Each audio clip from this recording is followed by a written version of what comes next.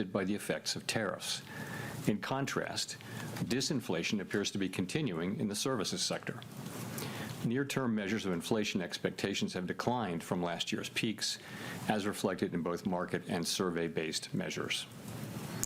Most measures of longer-term expectations remain consistent with our 2% inflation goal. Our monetary policy actions are guided by our dual mandate to promote maximum employment and stable prices for the American people. At today's meeting, the committee decided to maintain the target range for the federal funds rate at 3.5% to 3.75%. Since last September, we have lowered our policy rate 75 basis points, or 3/4 of a percentage point, bringing it within a range of plausible estimates of neutral. This normalization of our policy stance should help stabilize the labor market while allowing inflation to resume its downward trend toward 2%, once the effects of tariff increases have passed through. We are well positioned to determine the extent and timing of additional adjustments to our policy rate based on the incoming data, the evolving outlook, and the balance of risks. Monetary policy is not on a preset course, and we will make our decisions on a meeting-by-meeting basis.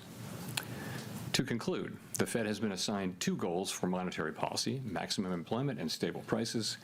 We remain committed to supporting maximum employment, bringing inflation sustainably to our 2% goal, and keeping longer-term inflation expectations well anchored. Our success in delivering on these goals matters to all Americans. We at the Fed will continue to do our jobs with objectivity, integrity, and a deep commitment to serve the American people. Thank you. I look forward to your questions. Hi, Chris Rugaber at Associated Press. Thank you. I wanted to ask that, you attended the Supreme Court hearing last week on the Lisa Cook case, and Treasury Secretary Scott Bessent criticized that as political. Can you say why you attended and what you would say in response to the Secretary's criticism? So let me start with, I don't respond to comments by other officials, whoever they may be. It's just not appropriate to do that. I will tell you why I attended. I would say that that case is perhaps the most important legal case in the Fed's 113-year history. And as I thought about it, I thought it might be hard to explain why I didn't attend. In addition, Paul Volcker went to a Supreme Court case famously in, I guess, 1985 or so. So it's precedented, and I thought it was an appropriate thing, and I did it. Great. And then just quickly follow on the job market. You mentioned last month that the household survey might be distorted, and you also mentioned the potential for overcounting jobs, which would suggest that we're still in a negative hiring pace. So do you see the drop in the unemployment rate as solid? And what's the basis for saying that things have stabilized? Thank you. So, yeah, really two questions. One is, so we're getting through the distortions in the data from the shutdown. However big they were in November, they're smaller in December. So we're getting to a place where they're no longer material. They're still there, but it's a tweak here and there. The reason why we changed the statement, let me pull it out, was simply, it used to say that judges that downside risks to employment rose in recent months. So we saw, data coming in which suggests some signs of stabilization. I wouldn't go too far with that, but some signs of stabilization. There are also some signs of continued cooling. And so we thought that was no longer an accurate description of the data. In addition, the outlook for economic activity has clearly improved since the last meeting, and that should matter for labor demand and for employment over time. So for those two reasons, we thought we would take that language out of the statement.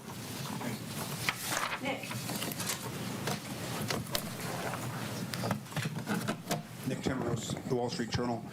Chair Powell, you've generally avoided engaging with political controversies directly, and the video statement on January 11th was a departure. What made this different, and are you concerned it could draw the institution further into political debates? So today I'm simply going to refer you to the statement that I made on January 11. I'm not going to expand on it or repeat it. So I'm just not going to, this is really about the press conference and the economy and what we did today, and some ancillary areas, but I'm not going to be getting into that. Can you say whether the Fed has responded to the subpoenas? I have nothing for you on that today. Mike. Michael McKee from Bloomberg Radio TV. Have you made a decision on whether you would remain as a governor of the Federal Reserve? And if so, would you tell us what it is? And if not, when might we anticipate a decision? No, and I really, once again, have nothing for you on that today, that either. Why would you want to leave it all under the circumstances? Again, I don't want to get into this. Not something I'm. There's a time and place for these questions, but not something I'm going to be getting into today. Thank you. Thank you. Claire Jones, Financial Times. Thanks a lot for taking my questions. And another one that might, lead to a similar answer. We've seen quite big movements in the dollar over recent days. What do you think is driving the U.S. currency lower? And have you been at all concerned just by the extent of the volatility we've seen this week? Thank you. So, Claire, as you probably know, we don't comment on the dollar. Really, the administration, especially the Treasury Department, has the job of oversight over the currency and exchange rates and all that. We don't comment on that. It's not our role. So I have nothing for you. But, what's your view on the market movements? What do you think behind them? Is it asset managers diversifying? Is it? Yeah, I just don't. We don't talk about the dollar. We don't talk about what moves it around. It's just not appropriate for us to do so. Really, the Treasury Department has that. It's their role, their bailiwick, and we stay off it. We do monetary policy and some other things, but we don't comment on the dollar. Sorry. Neil. Hi, Chair Powell. Neil Irwin with Axios. Obviously, no SEP in this meeting, but in light of the slight firming up of the language around growth in the labor market in the statement, should we assume that the timeline for any further rate cuts is pushed back compared to what people might have thought in December? Well, first of all, if you look at the incoming data since the last meeting, clear improvement in the outlook for growth. The data have come in, and sentiment, the Beige Book, everything comes in suggesting that this year starts off on a solid footing for growth. Inflation performed about as expected, and as I mentioned, some of the labor market data came in suggesting we're evidence of stabilization. So it's overall a stronger forecast, really, if that's your question. I'm not sure I answered your question. But in terms of timing or pacing of any additional easing? So we haven't made, what we'd say about this was that after this meeting, after the 3 recent rate cuts, we're well positioned to address the risks that we face on both sides of our dual mandate, and we'll continue to make our decisions meeting by meeting based on the incoming data, the implications for and the outlook and the balance of risks. Haven't made any decisions about future meetings, but the economy is growing at a solid pace. The unemployment rate has been broadly stable, and inflation remains somewhat elevated. So we'll be looking to our goal variables and letting the data light the way for us. Steve. Steve Leisman, CNBC, and sticking with questions you might answer. Thank you. You had previously, I believe, described the current policy rate being at the higher end of neutral. And if you look at the longer run, the SEP and the longer run rates, 16 of 19 officials are actually below there on their long run. Is the Fed still in a process of bringing it down towards a middle range of neutral? And what would it take to get there? So the count I did was that 4 of the 19 were at or above that. Maybe I missed by 1, but I thought it was 4. And if you look at the dealer survey, it was 10 out of 58 where we're at or above. So you're right. It's the higher end of the range. What we say is it's within the range of plausible estimates. This is the higher end of that range, but so for some people they think it's neutral. I think, and many of my colleagues think, it's hard to look at the incoming data and say that policy's significantly restrictive at this time. It may be sort of loosely neutral, or it may be somewhat restrictive. It's in the eye of the beholder, and of course, no one knows with any precision. Is that, you got to follow up? I get what you're saying, but some officials have described the Fed being in a mode of bringing it down eventually over time. Are you still in that mode, or is this a place to hang out? Yeah, no, I would say if you look at the SEP from December, most people had additional normalization. But at the same time, we've done a lot of the process of normalizing. A good piece of it is done with 75 basis points, and before that, 100. It's 175 basis points we've cut since we began cutting in September of 2024. So you've moved now to, Fed funds is running just a little below 3.65%. So you've moved a good way, and we think we're well positioned here to watch how the economy performs, look at the data. We're not making decisions about future meetings, but we do think we're well positioned after those 3 cuts to let the data speak to us. Amira. Thank you, Chair Powell. Mara Mokwe from Bloomberg News. To what extent did the committee discuss the possibility of cutting at this meeting or in March? And how are you all thinking about the conditions that would merit another rate cut? Is there broad agreement on the committee about what it would take? So there was broad support on the committee for holding today. Broad, I would say, including among non-voters. So that's where that was. Of course, some people did want to cut and dissented, but committee pretty broadly for holding today. We're not trying to articulate a test for when to next cut or whether to cut at the next meeting. What we're saying is we're well positioned as we make decisions meeting by meeting, looking at the incoming data, evolving outlook, and all that. And we're in a position where we still have some tension between employment and inflation, but it's less than it was. I think that the upside risks to inflation and the downside risks to inflation have probably both diminished a bit. So, we'll be looking at that. It's about how you weigh the risks to the 2 goals and how big those, and quantify them. And so there are different views on the committee, and, we'll find our way forward as the data evolve.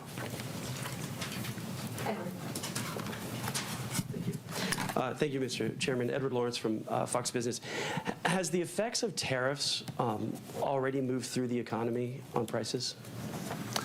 A lot of it has. So basically, there are many different estimates, and they're all highly uncertain. But most of the overrun in goods prices is from tariffs. And that's actually good news, because if it weren't from tariffs, it might mean it's from demand, and that's a harder problem to solve. We do think tariffs are likely to move through and be a one-time price increase. So most of the overshoot, if you were to take that out, inflation, core PCE inflation is running just a bit above 2%, x the effects of tariffs on goods. And the other good news is, if you look away from goods and look at services, you do see ongoing disinflation in all the categories of services. So that's a healthy development. So that's what's going on. The expectation is that we will see the effects of tariffs flowing through goods prices, peaking, and then starting to come down, assuming there are no new major tariff increases that are begun.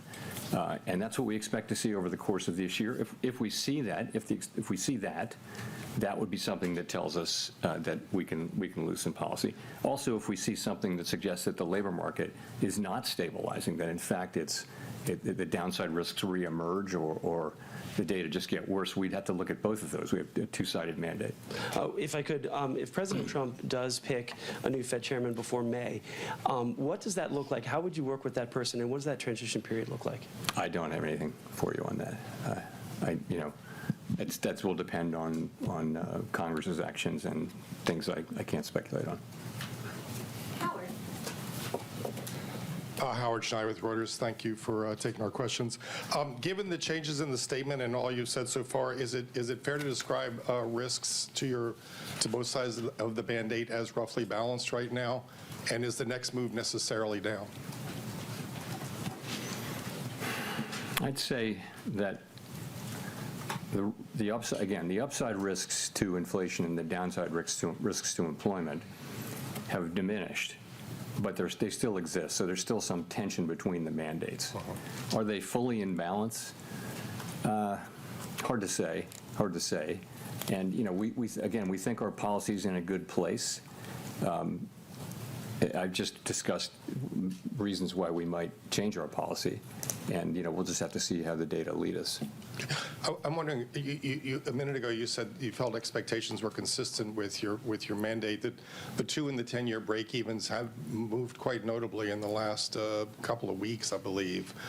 Is there any concern on that front? I mean, I recently looked at all of the both survey and market-based short-term inflation expectations have come way down. They were in a good place at the beginning of last year. They spiked around Liberation Day, and now they've fully retraced in the last few months. So that's very comforting. And the longer-term inflation expectations have remained in places that are very consistent with 2% inflation over time. So expectations have been solid, and they reflect confidence in the return to 2% inflation. Andrew.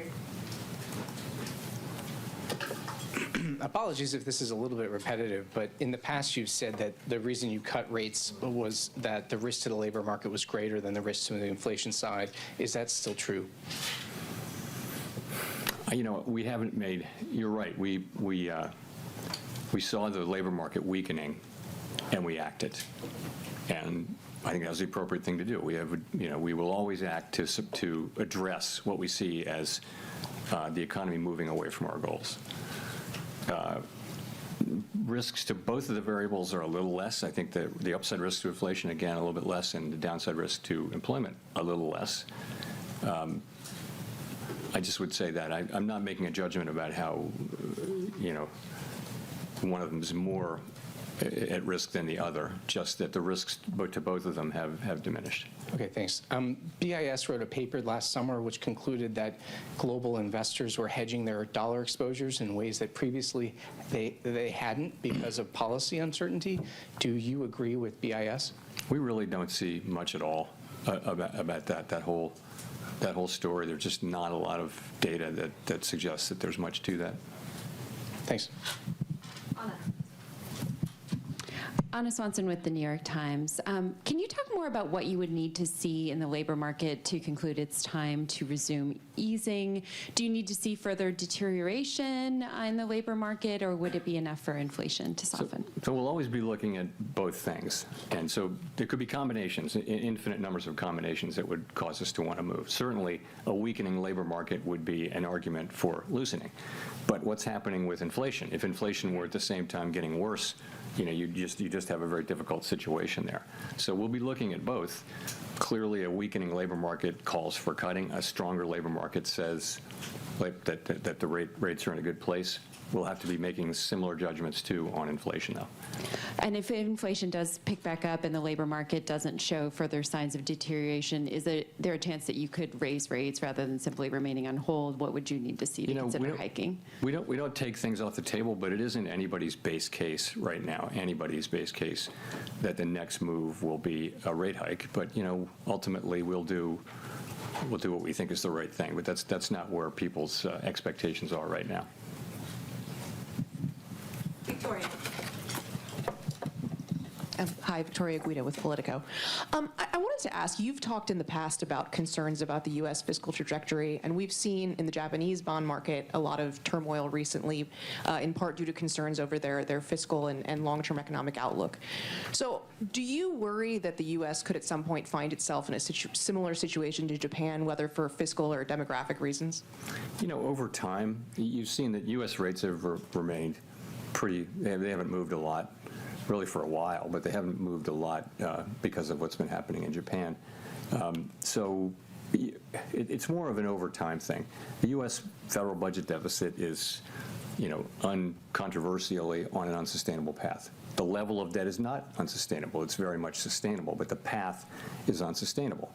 And the sooner we work on it, the better. But right now we're running a very large deficit at essentially full employment, and so the fiscal picture needs to be addressed, and it's not really being addressed. So that's important.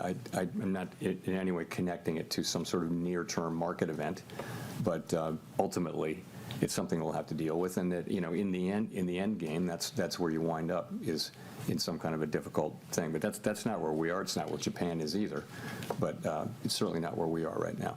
Does it reduce the effect of your rate cuts that longer-term rates have overall not really budged that much?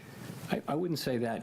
The thing is, technically, higher longer-term rates means less accommodative financial conditions. But remember, many things move longer-term rates. It's not mostly what happens on the short end. There can be effects of longer-term rates from our moving our policy around, but it's much more assessments of the fiscal path and fiscal policies and risks and things like that move the 10-year around. You can look back at and find periods where we've been very actively moving the policy rate over the course of a year, and over the course of that year, the 10-year is exactly where it started.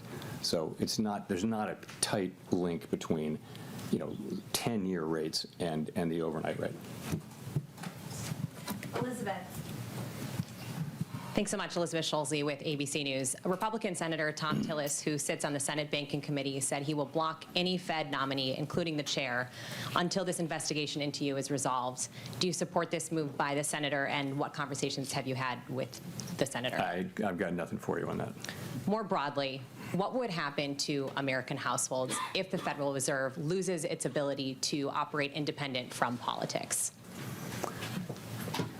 So really, the point of independence is not to protect policymakers or anything like that. It just is that every advanced economy democracy in the world has come around to this common practice. It's just an institutional arrangement that has served the people well, and that is to have a separation between, to not have direct elected official control over the setting of monetary policy. And the reason is that monetary policy can be used, through an election cycle to affect the economy in a way that will be politically worthwhile. So I'm not talking about the U.S. context. This is every advanced economy democracy of any size. So it's a good practice. It's pretty much everywhere among countries that look at all like the United States. And I think if you lose that, first of all, it would be hard to restore the credibility of the institution if people lose their faith that we're making decisions, only on the basis of our assessment of what's best for everyone, for the wide public, rather than trying to benefit one group or another. If you lose that, it's going to be hard to retain it. And we haven't lost it. I don't believe we will. I certainly hope we won't. But it's very important, and the reason it's important is that it's enabled central banks generally not to be perfect, but to serve the public well. You're confident it can maintain that independence at this point? Yes. I'm strongly committed to that, and so are my colleagues. Archie. Thanks. Archie Hall from The Economist. On that sort of stabilization of the labor market question, how much do you see the weakening we saw over the past 6 months, year, as a kind of data mirage around immigration and the government shutdown and so on that's now resolved? Or how much have we seen a kind of real underlying firming up in the state of the labor market, do you think? Well, part of it is, to your point, part of it just is that labor supply, growth in labor supply has come to essentially a halt from a fairly fast clip of growth over the last couple of years, driven by immigration, and then the halt being driven by a very sudden stop in immigration. So many outcomes were possible with that. Supply came way down. It turns out that demand for labor also came down a very similar amount, maybe just a little bit more, which is why the unemployment rate has gone up. So I don't know whether that's a coincidence or not, but that's what's happened with that part. But if you look at other